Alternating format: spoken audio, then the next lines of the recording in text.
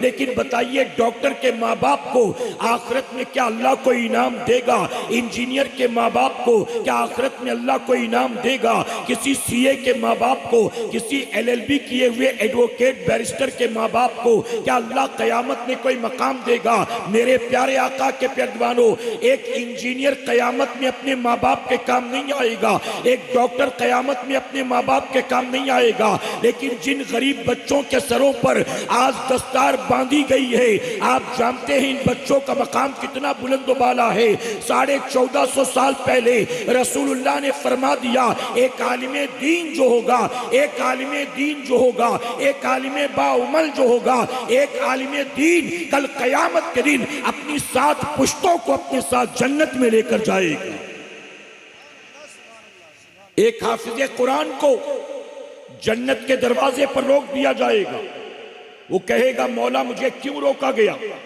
یہ بچے جن کے سروں پر آج دستار فضیلت باندھی گئی ہے، آپ بتائیں ان بچوں نے یہاں تک پہنچنے کے لیے کتنی قربانیاں دی ہوں گی، ان بچوں نے یہاں تک پہنچنے کے لیے کتنی محنت کی ہوگی، اور ان بچوں نے آج اس مقام کو حاصل کرنے کے لیے نہ جانے زندگی میں کن کن چیزوں کو چھوڑا ہوگا۔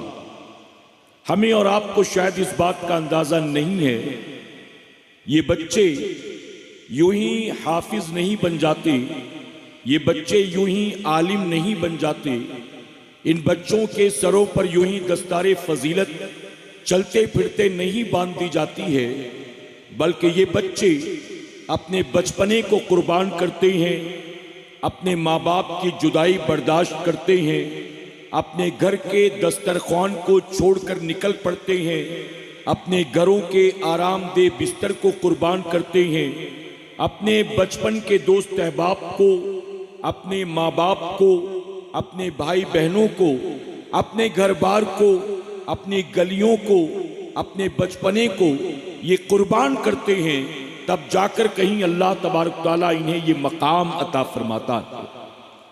میرے پیارے آقا علیہ الصلوۃ والتسلیم کے پیارے دیوانوں، آپ نے دیکھا نہیں ہوگا، میں نے اپنی آنکھوں سے دیکھا ہے، جب یہ بچے مدرسے میں زیر تعلیم ہوتے ہیں تو شروع میں کیا یہ بچے اپنے ماں باپ کو یاد نہیں کرتے ہوں گے؟ آپ مجھے بتائیں، کیا یہ بچے اپنے ماں باپ کو پیارے نہیں ہیں؟ کیا یہ بچے اپنے ماں باپ کو پسند نہیں ہیں؟ آخر ماں باپ نے ان بچوں کو بچپنے میں گھر سے روانہ کر دیا اور لے جا کر کسی مدرسے میں ان کا داخلہ کرا دیا۔ آخر ماں باپ نے یہ قربانی کیوں دی تھی؟ اپنی اولاد کو بچپن میں اپنے سے جدا کیوں کیا تھا؟ اپنی اولاد کی جدائی کو برداشت کیوں کیا تھا؟ آخر یہ ساری قربانیاں کیوں تھی؟ آپ مجھے جواب دیں۔ آج جن 11 بچوں کے سروں پر دستار باندھی گئی ہے، کیا اس دستار بندی کے بعد ان سب کو گورنمنٹ کا جاب مل جائے گا؟ جی، کل سب کی نوکریاں لگ جائیں گی گورنمنٹ جاب میں؟ کیا آپ بتائیے، یہ بچے جن کے سروں پر آج دستار باندھی گئی ہے، انہیں اڈانی اور امبانی ہاتھوں ہاتھ لے لیں گے؟ یہ کسی کارپوریٹ میں جا کے لاکھوں کا پیکج پائیں گے؟ کیا بتائیے، ان کو کسی دفتر میں کیبن ملے گا؟ ان کو کیا کوئی لاکھوں کا پیکج ملے گا؟ ان کو کیا کوئی بنگلہ، کوٹھی اور کار ملے گا؟ انہوں نے جو دستار اپنے سر پر سجایا ہے، اس دستار کے عوض کیا انہیں دنیا کی مال و متاع ملے گی؟ انہیں کیا دنیا کی دولت ملے گی؟ میرے پیارے آقا علیہ الصلوۃ والتسلیم کے پیارے دیوانوں، آپ کو ماننا پڑے گا کہ یہ بچے، کوئی کیرل سے آ رہا ہے، کوئی یو پی سے آ رہا ہے، کوئی بہار سے آ رہا ہے، آپ کے راجستھان کے کسی علاقے سے جو بچے چل چل کر اس مدرسے میں آئے ہیں، اور کئی سالوں کی محنت کے بعد آج ان بچوں نے جو مقام حاصل کیا ہے، آپ کو ماننا پڑے گا کہ بچوں کی یہ قربانیاں، ان کے ماں باپ کی یہ قربانیاں دنیا کی دولت کے لیے نہیں تھی، بلکہ صرف اور صرف اپنے رب کی رضا کے لیے تھی۔ میرے پیارے آقا کے پیارے دیوانوں، ان بچوں کی قربانیاں ہمیں سمجھ میں نہیں آتی ہیں، ہمیں معمولی معلوم دیتی ہیں۔ آج اگر لوگوں سے تعارف کروایا جائے، کہا جائے ان کا بیٹا LLB کر رہا ہے، ان کا بیٹا MBBS کر رہا ہے، ان کا بیٹا فلاں یونیورسٹی میں انجینئرنگ کر رہا ہے، تو لوگ بیٹے کو بھی فخر کی نظر سے دیکھتے ہیں، باپ کو بھی رشک کی نظر سے دیکھتے ہیں کہ یہ باپ کتنا خوش نصیب ہے جو اپنے بیٹے کو MBBS کروا رہا ہے، یہ باپ کتنا خوش نصیب ہے جو اپنے بیٹے کو LLB کروا رہا ہے، یہ باپ کتنا خوش نصیب ہے جو اپنے بیٹے کو MBA کروا رہا ہے۔ لوگ ایسے باپ کو، ایسے بیٹوں کو دیکھتے ہیں، لیکن اگر کہا جائے کہ ان کا بیٹا حافظ بن رہا ہے، ان کا بیٹا فلاں دارالعلوم میں عالم بن رہا ہے، تو نہ باپ کو عزت کی نظر سے دیکھا جاتا ہے، نہ اولاد کو عزت کی نظر سے دیکھا جاتا ہے۔ میرے پیارے آقا علیہ الصلوۃ والتسلیم کے پیارے دیوانوں، ہمارے اور آپ کے نزدیک یہ بچے دیکھنے میں غریبوں کے بچے دکھائی دیتے ہیں، ہمارے مقابلے ان کے کپڑے اچھے نہیں ہیں، ہمارے مقابلے ان کا رنگ اچھا نہیں ہے، ہمارے مقابلے ان کے چہرے اچھے نہیں ہیں، ہمارے مقابلے ان کا اسٹیٹس اچھا نہیں ہے۔ ہمیں یہ بچے معمولی گھروں کے بچے معلوم دیتے ہیں، ہمیں یہ بچے معمولی اسٹیٹس والے بچے معلوم دیتے ہیں، ہمیں یہ بچے غریب غربا کے بچے معلوم دیتے ہیں، لیکن آپ کو کیا پتا دنیا والے جن بچوں کی عزت نہیں کرتے ہیں، اللہ اور اس کے رسول صلی اللہ علیہ وسلم کے نزدیک ان بچوں کا مقام کتنا بلند و بالا ہے۔ اے سرکار مدینہ کے پیارے دیوانوں، ایک ڈاکٹر بیٹا ممکن ہے کہ ڈاکٹر ہونے کی وجہ سے دنیا میں عزت دار ہو جائے اور اس کے باپ کو بھی دنیا عزت کی نظر سے دیکھے۔ ایک انجینئر کا بیٹا ممکن ہے کہ انجینئر بننے کے بعد دنیا والوں کی نظر میں عزت کی، لیکن بتائیے ڈاکٹر کے ماں باپ کو آخرت میں کیا اللہ کو انعام دے گا؟ انجینئر کے ماں باپ کو کیا آخرت میں اللہ کو انعام دے گا؟ کسی CA کے ماں باپ کو، کسی LLB کیے ہوئے ایڈوکیٹ بیرسٹر کے ماں باپ کو کیا اللہ قیامت میں کوئی مقام دے گا؟ میرے پیارے آقا کے پیارے دیوانوں، ایک انجینئر قیامت میں اپنے ماں باپ کے کام نہیں آئے گا، ایک ڈاکٹر قیامت میں اپنے ماں باپ کے کام نہیں آئے گا، لیکن جن غریب بچوں کے سروں پر آج دستار باندھی گئی ہے، آپ جانتے ہیں ان بچوں کا مقام کتنا بلند و بالا ہے۔ 1450 سال پہلے رسول اللہ نے فرما دیا، ایک عالم دین جو ہوگا، ایک عالم دین جو ہوگا، ایک عالم باعمل جو ہوگا، ایک عالم دین کل قیامت کے دن اپنی 7 پشتوں کو اپنے ساتھ جنت میں لے کر جائے گا۔ ایک حافظ قرآن کو جنت کے دروازے پر روک دیا جائے گا، وہ کہے گا مولا مجھے کیوں روکا گیا؟ تو جواب ملے گا، اے حافظ قرآن، تیرے خاندان کے وہ 10 افراد جن پر گناہوں کے سبب جہنم واجب ہو گئی، اللہ تجھے اختیار دیتا ہے اپنے خاندان کے ایسے 10 جہنمی افراد کی تو شفاعت کرا کے انہیں اپنے ساتھ جنت میں لے کر جا۔ آپ بتائیے کوئی MBBS کیا ہوا قبر میں اپنے ماں باپ کے کام آئے گا؟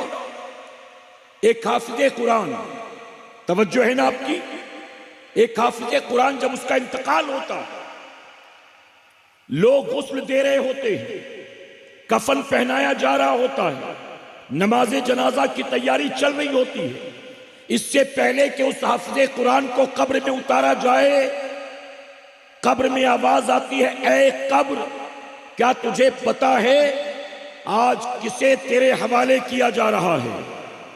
کیا تجھے خبر ہے کہ کسے تیرے حوالے کیا جائے گا؟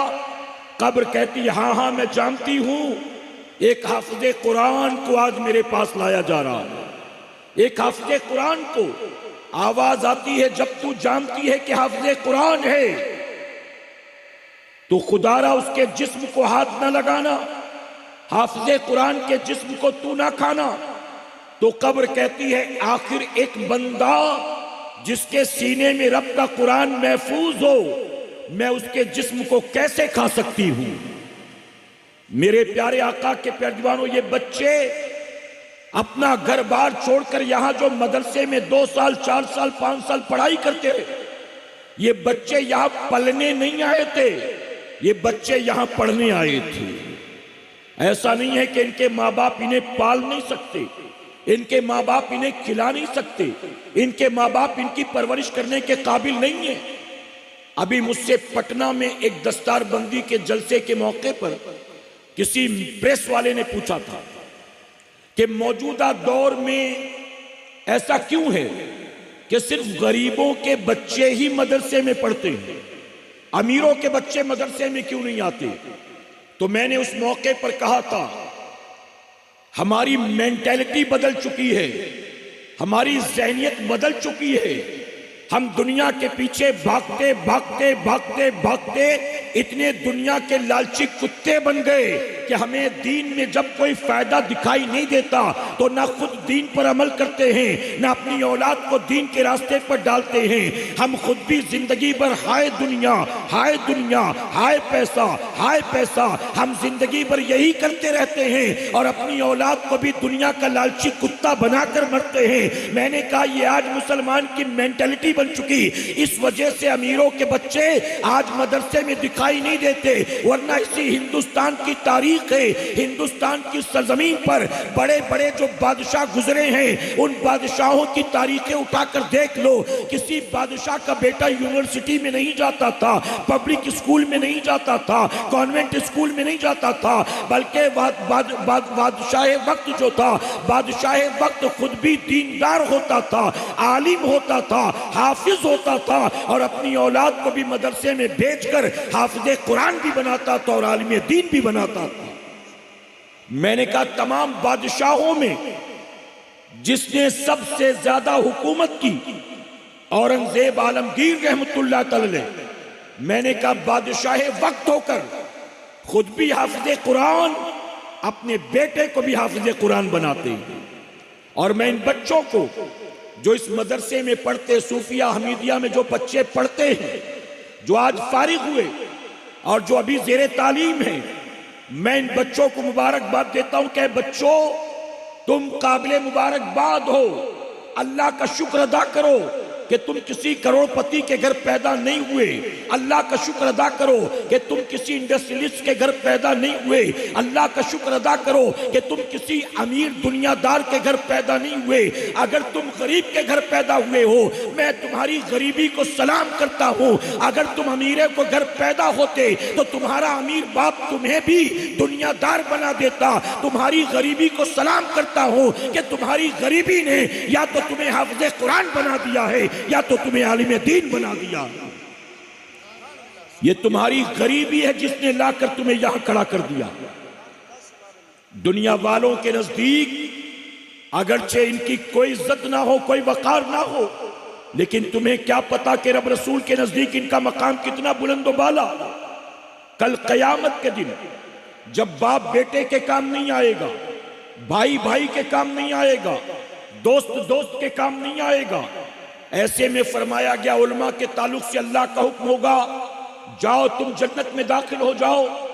ایک عالم دین جنت کی طرف جا رہا ہوگا، اچانک میرے اور آپ کی طرح کوئی گناہگار آگے بڑھے گا اور فوراً دامن پکڑ لے گا.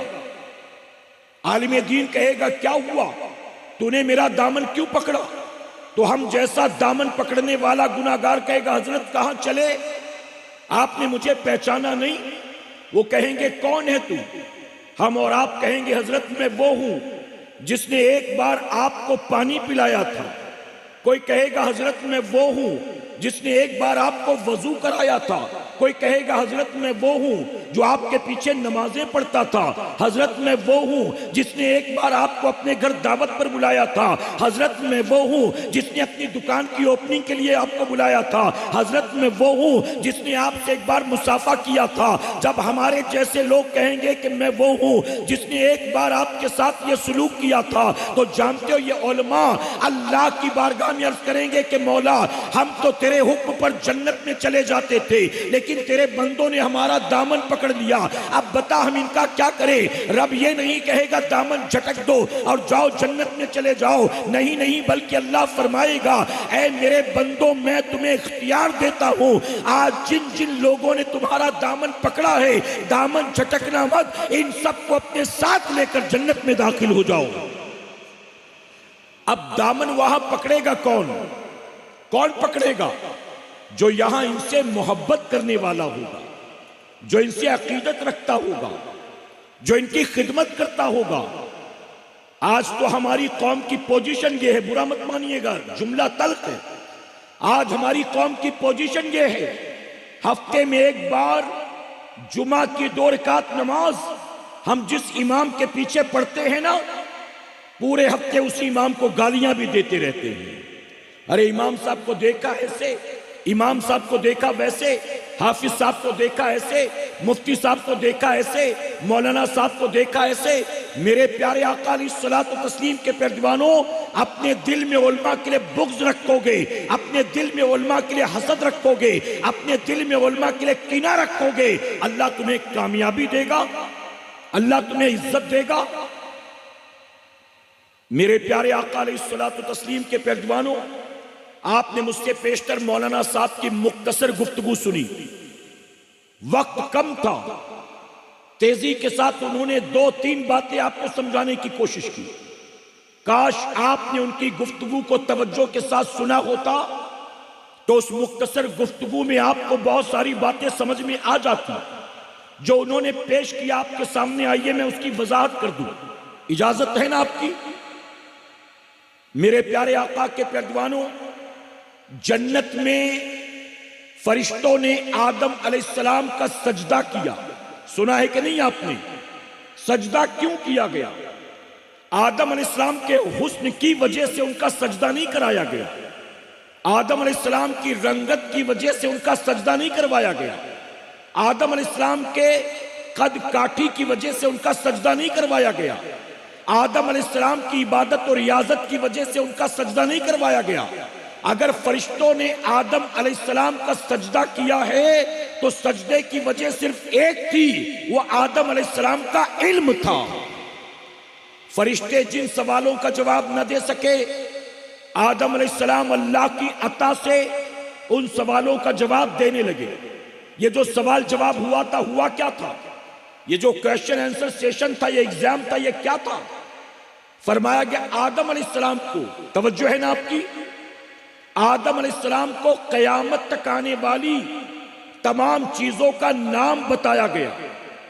تمام اشیاء دکھائی گئی، نام بتایا گیا، ان کے کام بتائے گئے. یہ ساری چیزیں فرشتوں کو بتائی گئی، ساری چیزیں آدم علیہ السلام کو بتائی گئی. جب فرشتوں سے ان چیزوں کے بارے میں پوچھا گیا تو انہوں نے کہا ہمیں تو نہیں معلوم، ہم تو اتنا ہی جانتے جتنا مولا تو نے ہمیں سکھایا. اور آدم علیہ السلام سے جب پوچھا گیا تو آدم علیہ السلام نے ایک ایک چیز کا نام بھی بتا دیا، اس کا کام بھی بتا دیا. آپ بتائیے 5G ٹیکنالوجی آج آئی ہے، لیکن ہمارے باپ آدم علیہ السلام کو پہلے ہی دکھایا گیا ہے. یہ موبائل فون آج آیا ہے، یہ کمپیوٹر آج آیا ہے، یہ وائی فائی آج آیا ہے، یہ AI آج آیا ہے، یہ چیٹ GPT آج آیا ہے، یہ گوگل میپ آج آیا ہے. یہ جتنی چیزیں آج آئی ہیں یا جتنی چیزیں قیامت تک آئیں گی، انسان دھیرے دھیرے تحقیق کرے گا اور وقت کے اعتبار سے، ضرورت کے اعتبار سے نئی نئی چیزیں ایجاد کرتا رہے گا. لیکن یہ ساری چیزیں جو قیامت تک آئیں گی، ہمارا ایمان ہے کہ وہ سب کچھ آدم علیہ السلام کو بتا دیا گیا، دکھا دیا گیا، ان کے استعمال کا طریقہ بھی بتا دیا گیا. آدم علیہ السلام نے جب سارے سوالوں کا بخوبی جواب دے دیا، اللہ نے فرمایا آدم کا سجدہ کرو. آدم علیہ السلام کے علم کی وجہ سے آدم علیہ السلام کا فرشتوں نے سجدہ کیا. کریکٹ ہے نا؟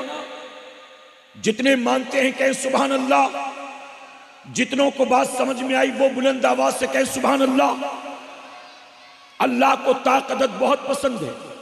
آپ نے 2 بار سبحان اللہ کا تاقدت ہو جائے، ایک بار اور کہیں سبحان اللہ. میرے پیارے آقا کے پیروانوں، ہمارے باپ آدم علیہ السلام نے فرشتوں کو لاجواب کیا. اور آج ہماری پوزیشن کیا ہے؟ آج ہمارا حال یہ ہے، ہم سے ہمارا بیٹا کوئی سوال پوچھ لینا تو ہمارے پاس اپنے بیٹے کے سوال کا جواب نہیں. آپ جانتے ہیں، ایک تلخ جملہ سنے علماء کی موجودگی میں. ایک اسلامک آرگنائزیشن نے، انڈین مسلم آرگنائزیشن نے انڈین مسلمز پر ایک سروے کیا، ہندوستانی مسلمانوں پر ایک سروے کیا. سروے کی رپورٹ جب آئی نا تو سروے کی رپورٹ ہمارے اور آپ کے لیے شرم سے ڈوب مرنے والی. انڈین مسلمز پر سروے کیا گیا اور سروے کی رپورٹ یہ آئی کہ ہندوستانی مسلمان more than 62% مسلم 62% سے زیادہ مسلمان ایسے ہیں جن کو پہلا کلمہ نہیں آتا ہے۔ آپ بتائیے، عرس سال بھر ہو رہا ہے، چادر بھی ہے، گاگر بھی ہے، لنگر بھی ہے، نیازیں بھی ہے، جلسے بھی ہیں، جلوس بھی ہے، ڈیگے بھی ہیں، نعرے بھی ہیں، قوالیاں بھی ہیں، محفلیں بھی ہیں، چندے بھی ہیں، سال بھر یہ سب کچھ ہو رہا ہے۔ ہم بتائیے سال بھر یہ سب کچھ کتنا کرتے ہیں، لیکن یہ سب کچھ کرنے والی قوم کو اگر پہلا کلمہ بھی نہیں آتا، وہ پہلا کلمہ جس پر رسول اللہ نے دنیا اور آخرت کی کامیابی کی ضمانت دے رکھی ہے، اب بتائیے جس قوم کو پہلا کلمہ بھی نہیں آتا اس کی لنچنگ نہیں ہوگی تو کیا ہوگی؟ اس کے گھروں کو بلڈوز نہیں کیا جائے گا تو کیا کیا جائے گا؟ تمہیں حکومتوں سے بے دخل نہیں کیا جائے گا تو کیا کیا جائے گا؟ مین اسٹریم میڈیا پر آ کر تمہیں دھمکیاں نہیں دی جائیں گی تو کیا کیا جائے گا؟ تمہارا مذاق نہیں اڑایا جائے گا تو کیا کیا جائے گا؟ تمہارے قرآن کا، صاحب قرآن کا، اولیاء صوفیاء کا، انبیاء کا، صحابہ کا اگر آج مذاق اڑایا جاتا ہے، اے مسلمانوں تم یہ نہ سمجھنا کہ دشمن بہت طاقتور ہو گیا، آج مسلمان کمزور ہو گیا۔ نہیں نہیں، دشمن طاقتور نہیں ہوا اور مسلمان کمزور بھی نہیں ہوا۔ یقیناً آج بھی ہمارا رب وہی ہے جس نے 313 نہتے مجاہدین کو ہزاروں کی فوج پر سب کامیابی عطا کی تھی۔ آج بھی ہمارا رب وہی ہے جس نے ہاتھی والوں کے لشکر کو تباہ کرنے کے لیے آسمان سے ہاتھی نہیں بھیجے تھے، فرشتے نہیں بھیجے تھے، اللہ نے مچھروں کو بھیجا تھا، ابابیل کو بھیجا تھا۔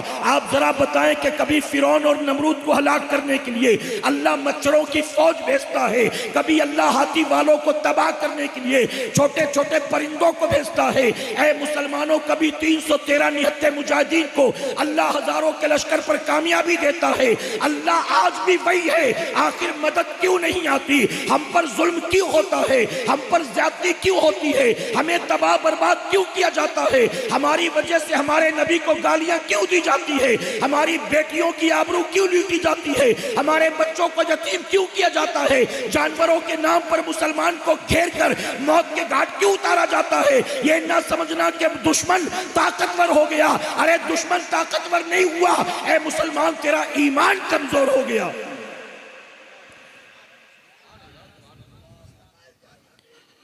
تیرا ایمان کمزور ہو گیا، جس سے فجر کی نماز میں اٹھا نہ جائے، جس سے ظہر عصر مغرب عشاء پڑھی نہ جائے، جس سے رب رسول کی فرما برداری کی نہ جائے، وہ کہتا ہے کہ ہمیں عزت نہیں مل رہی، نوکری نہیں مل رہی، ہماری بیوی ہماری بات نہیں مانتی، ہمارا بیٹا ہماری بات نہیں مانتا۔ میرے پیارے آقا کے پیروانوں، میں آپ سے سوال پوچھتا ہوں، جن سوالوں کا جواب فرشتے نہ دے سکے، ان سوالوں کا جواب ہمارے باپ آدم علیہ السلام نے دیا۔ یہاں جتنے بیٹھے مجھے بتائیں، ہم سب پیدائشی خوش عقیدہ سنی مسلمان ہیں نا؟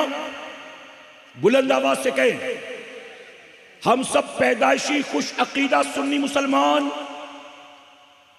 اصحاب رسول آل رسول کو ماننے والے، تمام اولیاء صوفیاء کو ماننے والے، غوث و خواجہ کو ماننے والے، محبوب الہی اور صوفی حمید الدین ناگوری رحمت اللہ علیہ کو ماننے والے، آپ بتائیے ہم خوش عقیدہ سنی مسلمان ہیں تو کیوں ہیں؟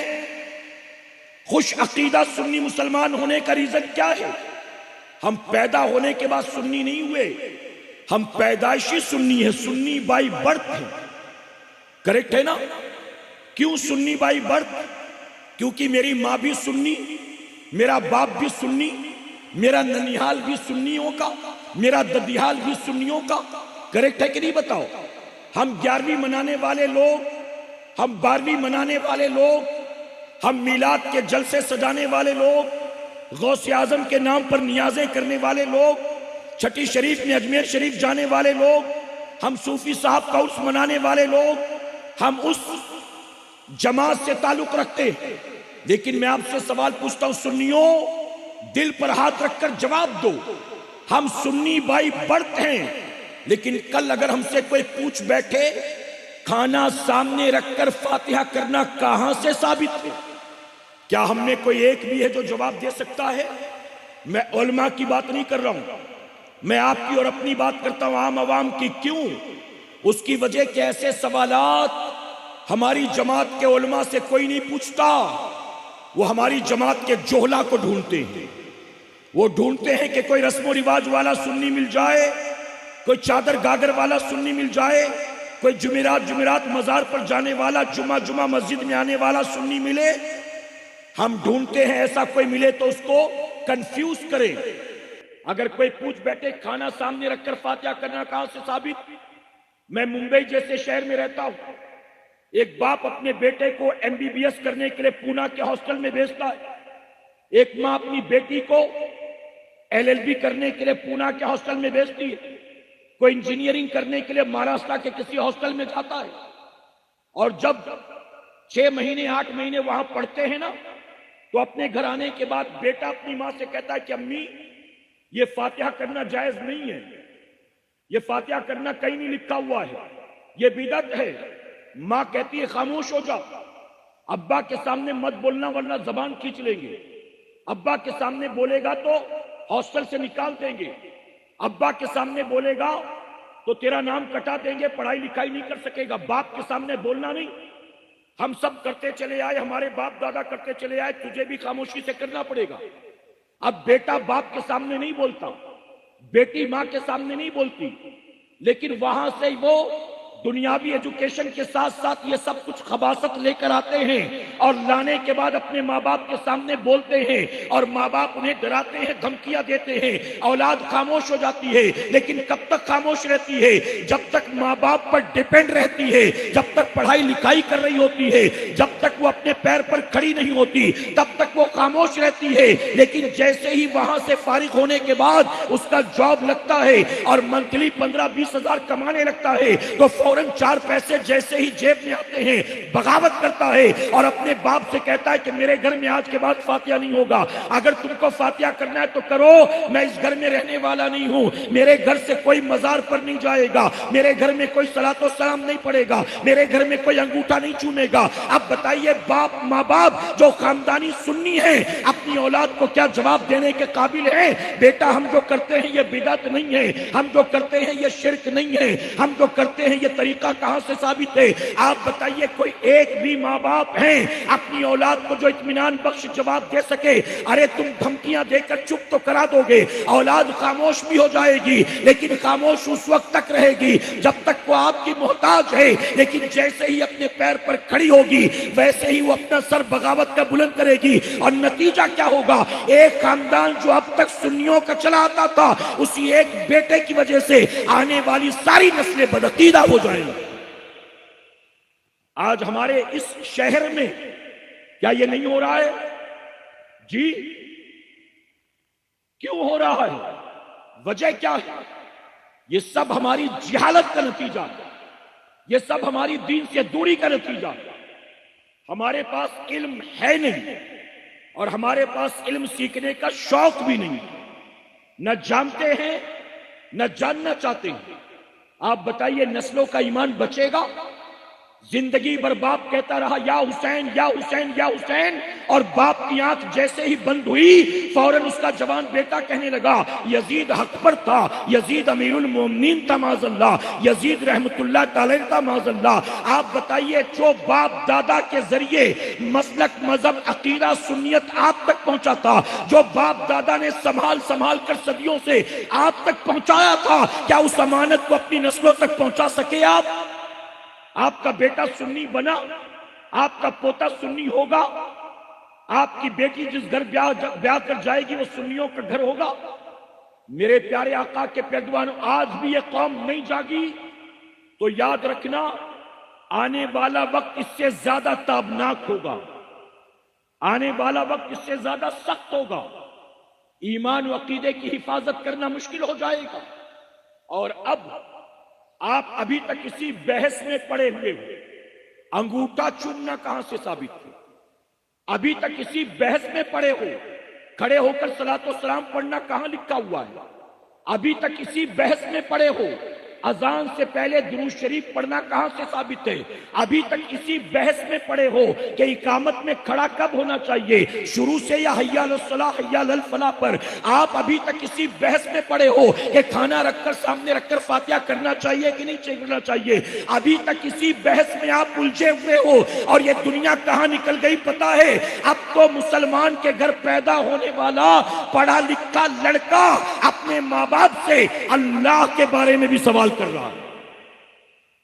ایک صاحب نے مجھے کال کیا، وہ کہنے لگے کہ میرا بیٹا مجھ سے کہتا ہے اگر اللہ ہے تو پھر غزہ میں تباہیاں کیوں ہیں؟ اگر اللہ ہے تو مسلمان کو کینسر کا مرض کیوں ہو رہا ہے؟ اگر اللہ ہے تو مسلمانوں کی لنچنگ کیوں ہو رہی ہے؟ اگر اللہ ہے تو مسلمان غریب کیوں ہے؟ اگر اللہ ہے تو مسلمان تباہ کیوں ہے؟ اگر اللہ ہے تو مسلمان پریشان کیوں ہے؟ اگر اللہ ہے تو مسلمان بے روزگار کیوں ہے؟ اب وہ باپ مجھ سے کہتا ہے اپنے بیٹے کے سوال کا میں کیا جواب دوں؟ مجھے تو کچھ بھی سمجھ میں نہیں آتا۔ ارے تم تو انگوٹھا چومنے کے اس میں لگے ہوئے ہو، ابھی تو اقامت میں لگے ہو، ابھی تو فاتحہ خوانی میں لگے ہو، اور تمہاری نسلیں اتنی آگے نکل چکی چیٹ جی پی ٹی کی وجہ سے، گروک کی وجہ سے، اے آئی کی وجہ سے، کہ تمہاری نسلیں اب اللہ کے وجود پر بھی سوال کر رہی ہیں۔ کیا کرو گے بھلا بتاؤ؟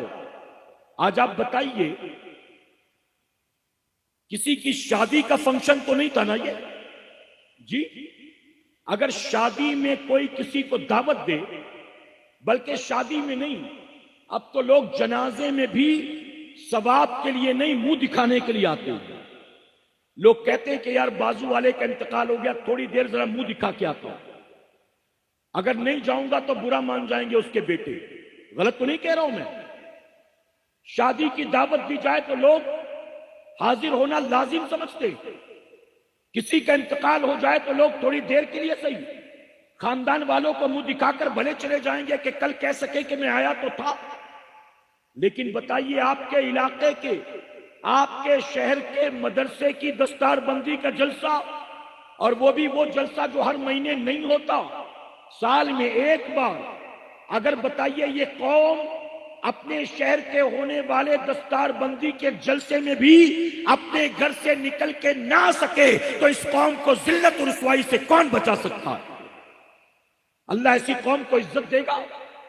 ہمارے پاس سب چیزوں کے لیے وقت ہے، ہم 5-6 گھنٹے بیٹھ کر آئی پی ایل کا میچ دیکھیں گے، دن بھر آئی پی ایل کا میچ دیکھنے کے بعد رات کو ہائی لائٹس بھی دیکھیں گے، دل نہیں بڑھتا، کتنا دیکھ کے دل نہیں بڑھتا۔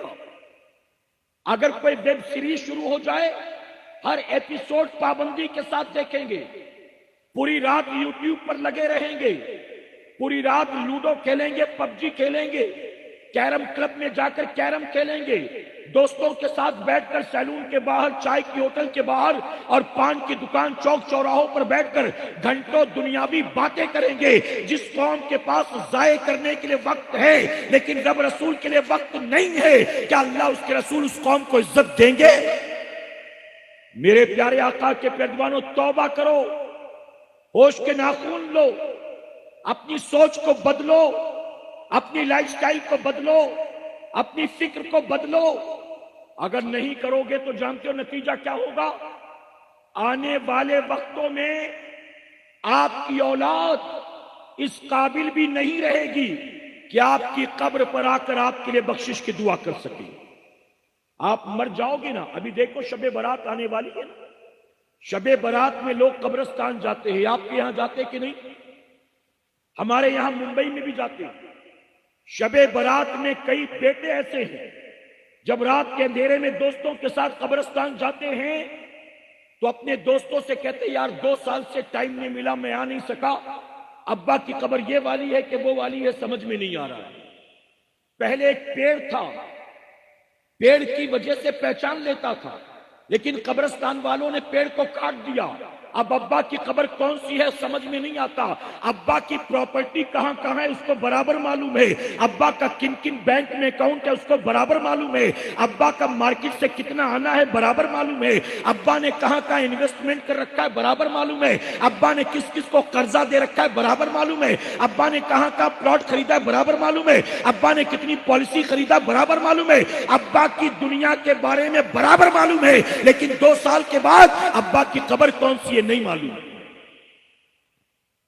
کیا فائدہ ایسی اولاد سے بھلا بتاؤ؟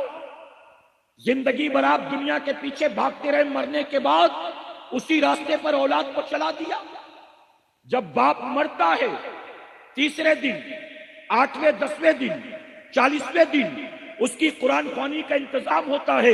ہم نے اپنی آنکھوں سے دیکھا، مرنے والا کروڑ پتی تھا، اس کی قرآن خوانی میں مدرسے کے چھوٹے چھوٹے بچے آتے ہیں، قرآن کے پارے پڑھ پڑھ کر اس مرنے والے کے لیے جنت کی دعا کرتے ہیں۔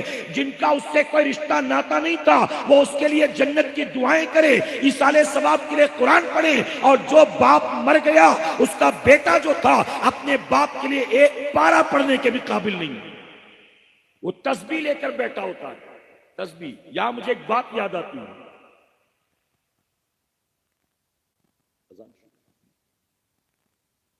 مجھے کہا گیا تھا کہ 2 بجے کی اذان ہے، ابھی کتنے بج رہے ہیں جی؟ 1:45 رہے نا، تو 15 منٹ اور کر لوں اگر اجازت ہو تو؟ 10 منٹ میں بات مکمل کرتا ہوں، اجازت ہے آپ کی؟ جو حضرات سن رہے ہیں ذرا کہیں سبحان اللہ۔ 2 بجے ہمارے قریب کی مسجد کی اذان ہوگی جی، 2 بجے ہمارے قریب کی مسجد کی اذان ہوگی، تو انشاءاللہ ہم اس کو سنیں گے بھی، جواب بھی دیں گے، ٹھیک ہے؟ اور میں اس سے پہلے، اذان سے پہلے اپنی بات مکمل کرتا ہوں، اجازت ہے آپ کی؟ یا مجھے یہ بات یاد آتی ہے، ایک باپ 62-63 سال کا بوڑھا باپ جس کا بیٹا بہت بڑا سرجن تھا، باپ اپنے بیٹے کی تعریفیں کرتا نہیں تھکتا تھا، میرا بیٹا بہت بڑا ڈاکٹر تھا، جس مریض کو کوئی ہاتھ نہیں لگاتا اس کا علاج میرا بیٹا کرتا ہے، جس مریض کو لوگ جواب دے دیں اس کا علاج میرا بیٹا کرتا ہے، بڑے بڑے اسپتالوں میں میرے بیٹے کو لوگ بلاتے ہیں، میرے بیٹے کا 1 مہینے اپوائنٹمنٹ نہیں ملتا، میرے بیٹے سے میٹنگ کے لیے 2000 روپے دینے پڑتے، ایک بیٹھک کے 2000 روپے دینے پڑتے۔ جو بوڑھا باپ اپنے بیٹے کی تعریفیں کرتا تھکتا نہیں تھا، جب وہ بوڑھا باپ مرا، جنازہ تیار ہوا، صفے درست کر کے لوگ کھڑے ہو گئے، امام صاحب نے سرجن بیٹے سے پوچھا اجازت ہے؟ بطور ولی اس نے اجازت دے دی کہ جی حضرت پڑھائیے۔ اس سے پہلے کہ امام صاحب اللہ اکبر کہتے، اس سرجن بیٹے نے اپنی جیب سے رومال نکالا اور سامنے زمین پر بچھا دیا۔ جب زمین پر رومال بچھایا تو اس کے بغل میں کھڑا اس کا انجینئر دوست کہنے لگا یہ کیا کر رہا ہے؟ تو اس پر وہ سرجن جانتے ہو کیا کہتا ہے؟ سرجن کہتا ہے کہ یار یہاں کوئی چٹائی نہیں ہے، یہاں کوئی کارپیٹ نہیں ہے، اور ابھی ہم نماز جنازہ پڑھ رہے ہیں، ابھی سجدہ کریں گے تو دھول مٹی لگ جائے گی، اس لیے میں نے رومال بچھا دیا تو کیا غلط کیا؟ اے سرکار مدینہ کے پیارے والو، یہ ہنسنے کا نہیں بلکہ رونے کا مقام ہے۔ آپ ذرا سوچیں کہ اپنے بیٹے کو سرجن بنانے کے لیے اس باپ نے کتنے جتن کیے ہوں گے، کتنے پیسے کہاں کہاں سے جمع کیے ہوں گے، کتنا قرض لیا ہوگا، کتنا مال خرچ کیا ہوگا۔ اپنے بیٹے کو مرتے مرتے بہت بڑا سرجن تو بنا گیا، لیکن اتنا نہ سکھا سکا کہ بیٹے نماز جنازہ میں سجدہ نہیں ہوتا۔ آج ہم اپنی اولاد کو کیا دے رہے ہیں؟ آپ کے یہاں شادیاں ہوتی ہیں، آج مسلمان کی شادی اسٹیٹس سمبل بن چکا، ہر کوئی دکھانا چاہتا ہے کہ میں کتنا بڑا آدمی ہوں۔ کہاں روز روز شادی ہوتی، لاکھوں روپے خرچ ہوتے ہیں۔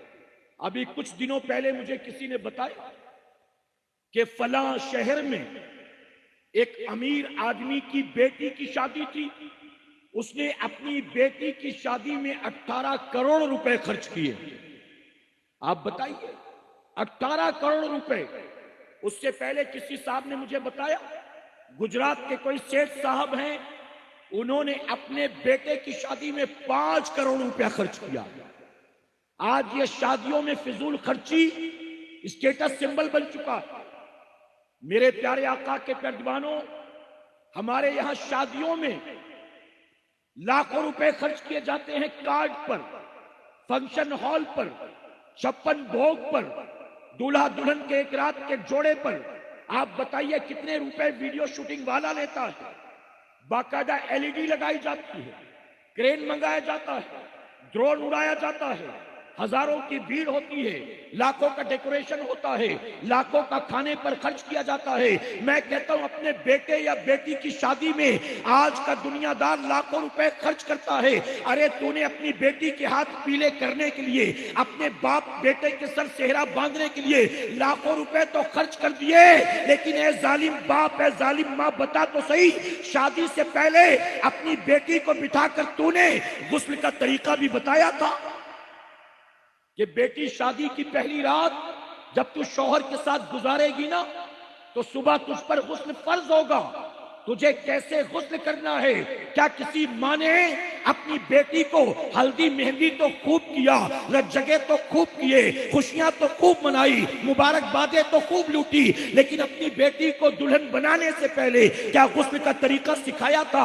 अपने बेटे को तूने 1.25 लाख का सूट तो सिला दिया, एक रात का जोड़ा 1.25 लाख का, लेकिन तूने सुबह उठने के बाद अपने बेटे को गुस्ल के फराइज भी बताए थे। आप बताइए, दिल पर हाथ रखकर बताइए, हम अपनी नस्लों को क्या दे रहे हैं? अपनी नस्लों को जब दीनी एतबार से कुछ नहीं दोगे, आपकी औलाद आपके लिए सदक़े जारिया बनेगी, आपकी औलाद आपकी आंखों की ठंडक बनेगी, आपकी औलाद आपको राजी करने वाली बनेगी, आपकी औलाद आपको जन्नत में ले जाने वाली बनेगी। ऐ मुसलमानों, अपनी नस्लों के ईमान व अकीदे की हिफाजत करना चाहते हो तो गफलत की नींद से जाग जाओ, दुनियादारी से तौबा कर लो, रब रसूल को राजी करने के लिए निकल पड़ो, अपनी सोच को बदल दो, अपनी फिक्र को बदल दो, अपनी लाइफस्टाइल को बदल दो। अल्लाह ने दुनियादार बनाकर पैदा नहीं किया, अल्लाह तबारक ताला ने हमें मुसलमान बनाकर पैदा किया है। और मुसलमान दुनिया का लालची कुत्ता नहीं होता, दुनियावी लालची वो होता है जो मुशरिक होता है,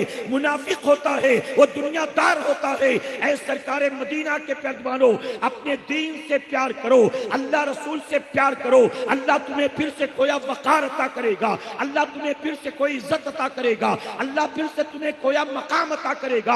लेकिन अगर गफलत की नींद से नहीं जागे तो याद रखना, आने वाले चंद सालों के बाद जब जुमा का दिन आएगा, आपका बेटा जुमा की 2 रकात पढ़ना चाहेगा तो फिर मसला पूछेगा, हजरत जहां मैं रहता हूं आसपास कोई सुन्नी मस्जिद नहीं है, मैं नमाज पढ़ूं तो कहां जाकर पढ़ूं? आप बताइए, आज हमारी मसाजिद पर बदअकीदा काबिज हो रहा है कि नहीं हो रहा है? आज हमारी कौम के जवानों को उचक उचक कर ले जाया जा रहा है, उन्हें बदअकीदा बनाया जा रहा है, उन्हें गुस्ताखे रसूल बनाया जा रहा है। हम गफलत की नींद में खोए हैं, हमको डेगों से फुर्सत नहीं है, हमको चादर से फुर्सत नहीं है, हमको जर्दे हलवे से फुर्सत नहीं है, हमको नारों से फुर्सत नहीं है, हमको जलसों से फुर्सत नहीं है। ऐ मुसलमानों, महज रस्मो रिवाज वाले सुन्नी मत बनो, अगर सुन्नी हो इल्म वाले सुन्नी बनो, अमल वाले सुन्नी बनो।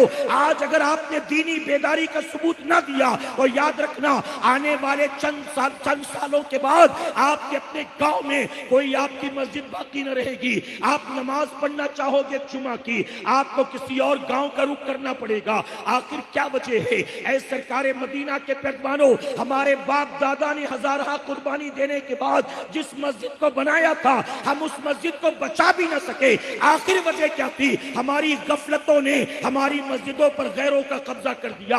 और सिर्फ यही नहीं है कि गैर तुम्हारी मस्जिद पर काबिज हो रहा है, गुस्ताखे रसूल तुम्हारी मस्जिद पर काबिज हो रहा है। सिर्फ इन्हीं की नजर तुम्हारी मसाजिद पर नहीं है। अगर तुमने अपनी मस्जिदों से मोहब्बत ना की, अपनी मस्जिदों को तुमने आबाद ना किया, अपनी मस्जिदों में तुमने आना जाना शुरू ना किया, तो आज बदअकीदा की नजर है, कल कोई और आएगा और तुम्हारी मस्जिद पर बुलडोजर चलाएगा और तुझे बचाने वाला कोई नहीं होगा, उसके लिए आवाज उठाने वाला कोई नहीं होगा। आपके घर पर बुलडोजर चलेगा, आपको तकलीफ होगी, आपकी आंखों से आंसू निकलेगा, अल्लाह के घर को गिराया जाएगा, आपको कोई फर्क नहीं पड़ता, क्योंकि मैं तो आता जाता नहीं था, 1 नहीं 10 भी उजाड़ दी जाए, मुझे क्या फर्क पड़ता है। ऐ सरकारे मदीना के प्यारेवानों, अल्लाह के घर को वीरान करके तुम अपना घर कभी आबाद नहीं कर सकते हो। अगर चाहते हो अल्लाह तुम्हारे घरों को आबाद करे, अल्लाह तुम्हारी नस्लों को आबाद करे, अगर तुम चाहते हो कि अल्लाह तुम्हारे बाद तुम्हारी औलाद को भी